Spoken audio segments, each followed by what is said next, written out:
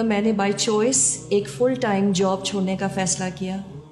I was feeling that I was somehow missing out on my children's very precious childhood years. بہت سے لوگوں نے اس کو ایک جذباتی فیصلہ کہہ کے رد کر دیا.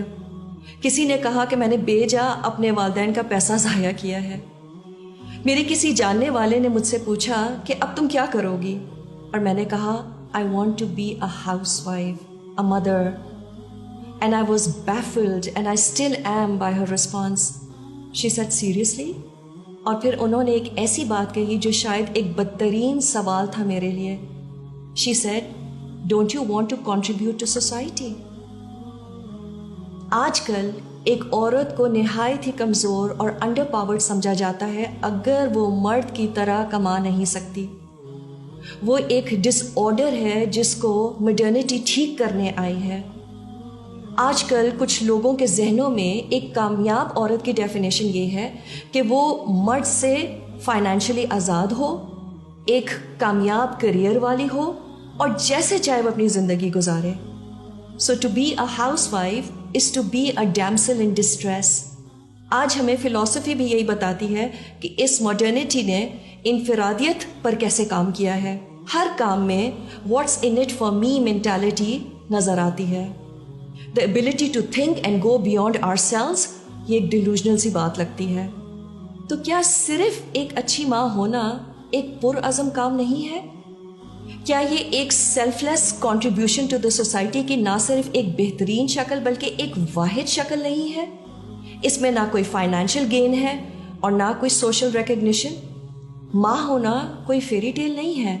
پریگنینسی، پھر فزیکل اور ایموشن ٹرانسفارمیشن، دین دا پینفل چائلڈ برتھ، اور بچے کے پیدا ہونے کے بعد ایک عورت ایک اور زندگی بھر ذمہ داری اٹھاتی ہے.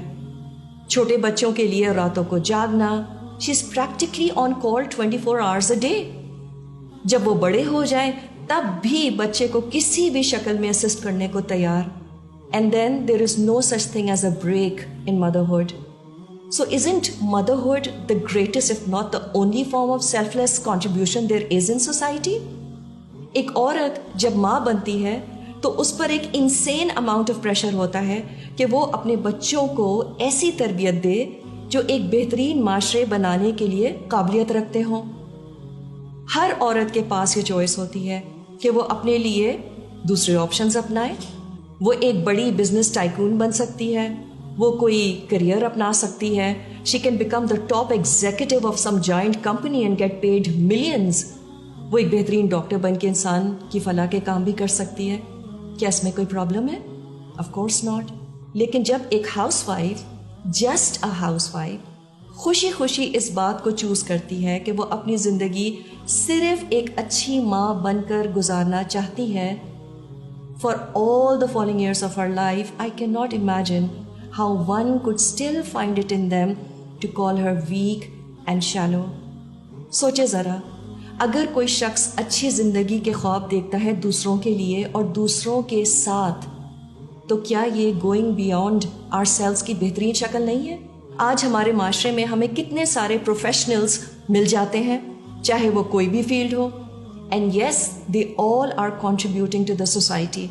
Medicine, law, military, education. اور وقت کے ساتھ ساتھ ایسے لوگوں کو ڈیولپ کرنا آسان سے آسان ہوتا چلا جا رہا ہے. ہر سال کتنے ڈاکٹرز، سائنٹسٹ، آرکیٹیکٹس، ان کی انفلکس ہم اپنے ارد گرد دیکھتے ہیں. اور واقعی یہ لوگ سوسائٹی میں جیسے کنٹریبیوٹ کر رہے ہیں ہم سوچ بھی نہیں سکتے. So I am in no way invalidating the value of these people to society. اور اگر ایک ماں اپنے بچوں کی تربیت کو ہائیسٹ پرائیورٹی دیتے ہوئے کوئی بھی کام کرنا چاہتی ہے، ضرور کرے. کوئی ماں جینوئنلی ضرورت کے تحت کام کرتی ہے، ضرور کرے. لیکن ہم جو بات سمجھ نہیں پا رہے ہیں وہ یہ ہے کہ کسی بھی سوسائٹی میں ایک سگنیفیکنٹ کنٹریبیوشن کے لیے ہمیں ایسے لوگوں کی ضرورت ہے جو ان ڈگریز کے ساتھ ساتھ اچھے انسان اور اچھے مسلمان بھی تو ہوں. People who are genuinely capable of thinking beyond themselves. اور یہ جینوئنلی گڈ پیپل کی شدت سے کمی ہے، اور یہ کام ایک ماں سے بہتر کون کر سکتا ہے؟